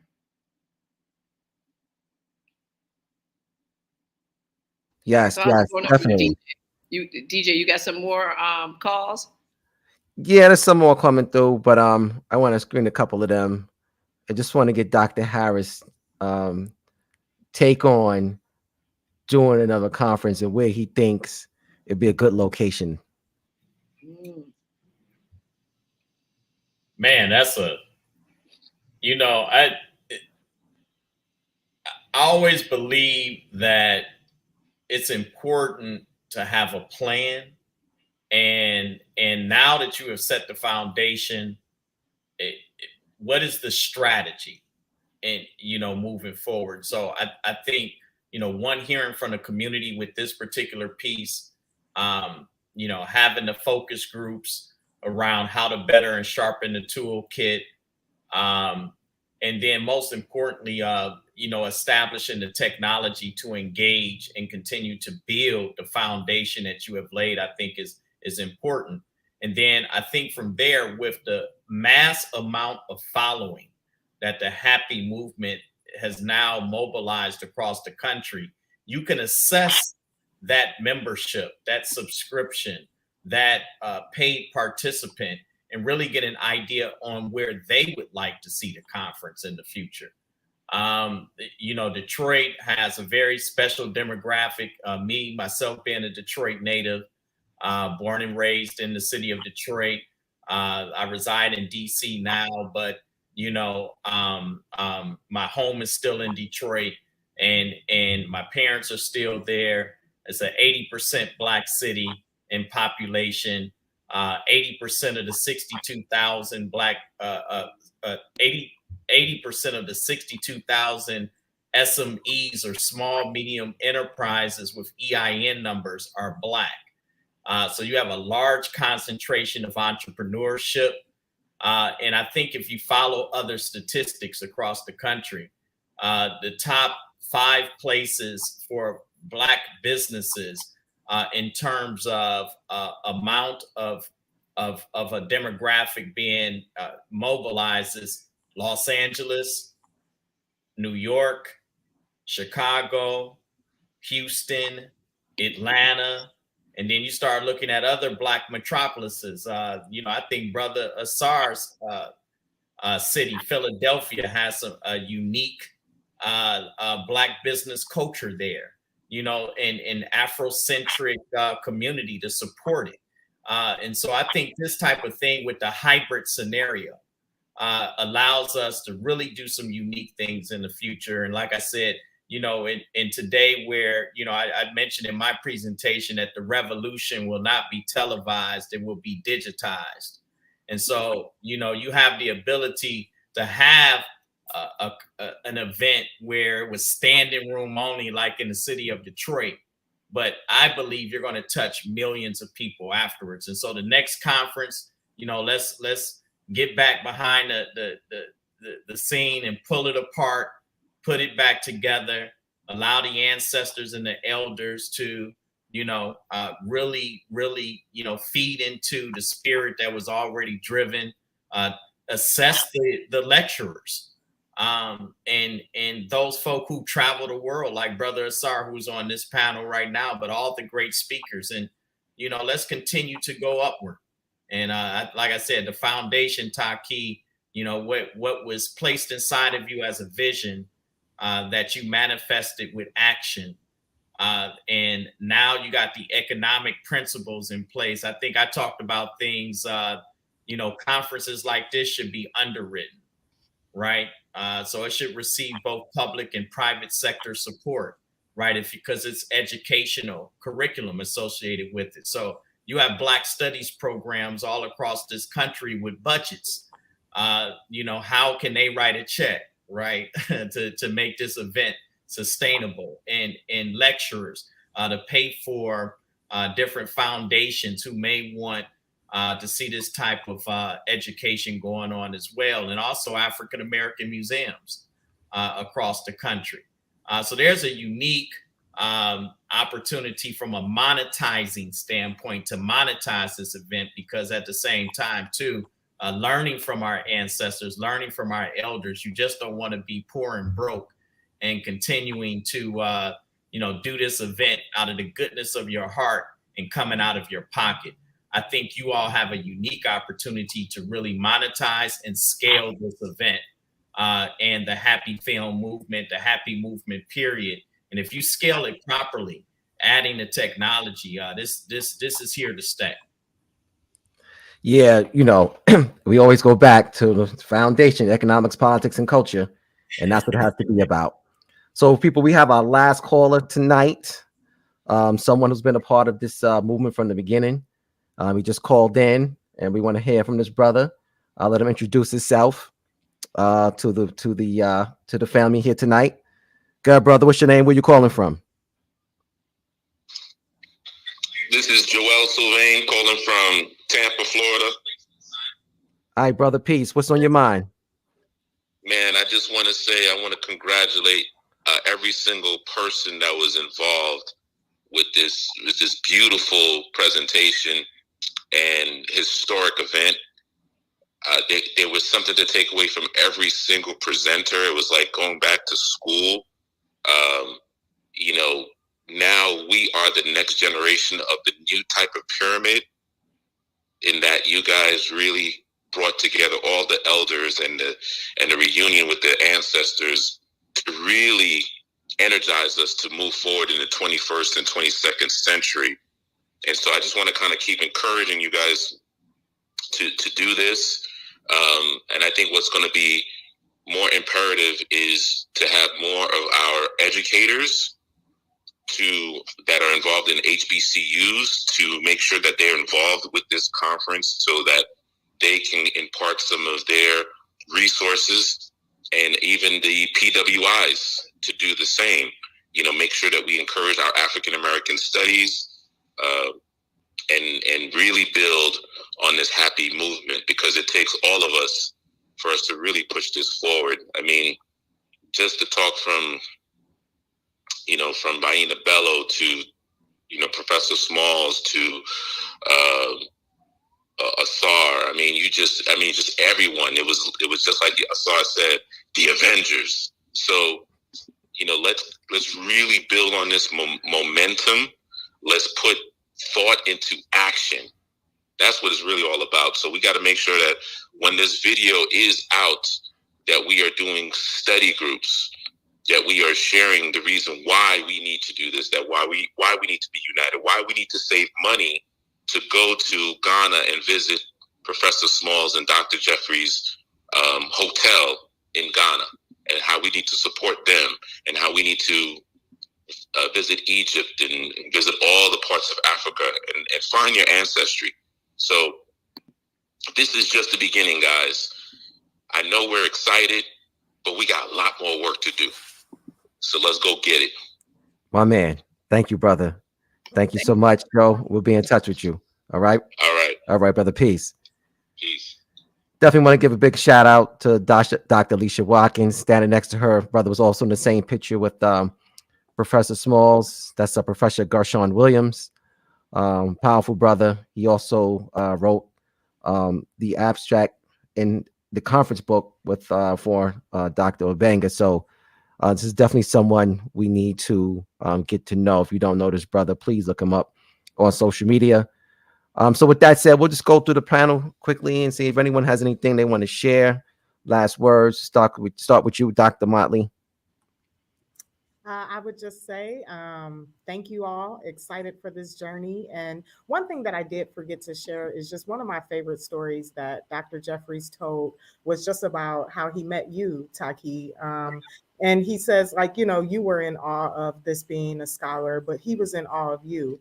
And I think that's just so powerful, that while we're, kind of starstruck by the leaders leading this work, they are equally starstruck by us. And so we just have to continue to unite to bridge this gap. Yeah, Dr. Jeffries is definitely a special soul. He's an amazing person. And Professor Smalls always called him an angel. And that's really powerful words coming from Professor Smalls and him to call somebody an angel. And he also refers to Dr. Jeffries as an angel. Very special person. Asar? Peace and blessings. Yes. I don't really have, much to say, but just want to give love and light to everyone who was involved in this particular project. And of course, especially knowing behind the scenes and the trolls and just the environment which caused it to be, but everything in its divine order. You can't stop what was meant to be, to put it lightly. And so it is a testimony to your to everyone's hard work, your tenacity, your ability to adapt, and it's just I'm just very appreciative to be a part of this history that is emerging, and when I am an elder looking at my grandkids. Say, yeah, I was there. I saw da da da da da and da da da da and that da da da da. You lying? No, I'm not lying. Da da da da. I was there. Da, da, da. You know, it's these moments that you don't think it's history, but this will connect to something else that will connect to something else that is really big, and then when we look at it in the grand scheme of things, we'll see that this is definitely some ancestral energy, and that was just making sure that these testimonies, these insights, these connections were to be made, because there's something bigger ahead, and again, you can't stop what's already divinely ordered. And so thank you all for allowing me to be a part of this movement, and I appreciate everything that y'all are doing, and continue the good work. We appreciate you as well, brother Asar. You had to be a part of it. To me, you were one of the anchors of the conference, and I had to make sure that you were there to share your insights, to share your knowledge on linguistics, such a huge part of the discussion. And I want to make sure that going forward is something that is fostered in especially in what we're doing. Dr. Harris. Man, two things I'm gonna say is this is the crossover, like Dr. Tata mentioned. And in that crossover, every generation is assisted by the ancestors in the spirit to do divine work. And right now, what you've assembled are some amazing, talented spirits who are doing the work. And this is not something for gratitude. This is not something to be patted on the back. This is the continuation of a long struggle and fight towards freedom. And so this is not only the scenario and foundation that is put in place, but we are now here to restore Ma'at in the lives of others and offset Esafet. And it's real in these streets. And we got to touch the streets. And the beautiful thing about this entire experience is that you brought both the intellectual community, the conscious community, and the streets together. And when we can combine our efforts and we can come together again with no ego attached to it, only love, and it's centered around the principles that our ancestors ruled the world for generations, this thing is already on a trajectory towards uplifting and liberating and empowering our people. And so I'm proud to be a part of it. Taki, we have to give our hat off to you. You had the vision flowed through you. You assembled two unbelievably talented Black queens to assist you in this journey. They delivered for you. You assembled a network of the elders and scholars like Brother Asar that's on this panel today. And that's why we are here talking about this foundation that's been laid so that we can do the work. We have to do the work. And this is the crossover. The crossover. I hear that. Sister Felicia, what's on your mind? Yeah, you know what? I just keep thinking about something that Sister Tata said. And I'm going to be on her show next Friday, where we're going to really, kind of just dissect this even more.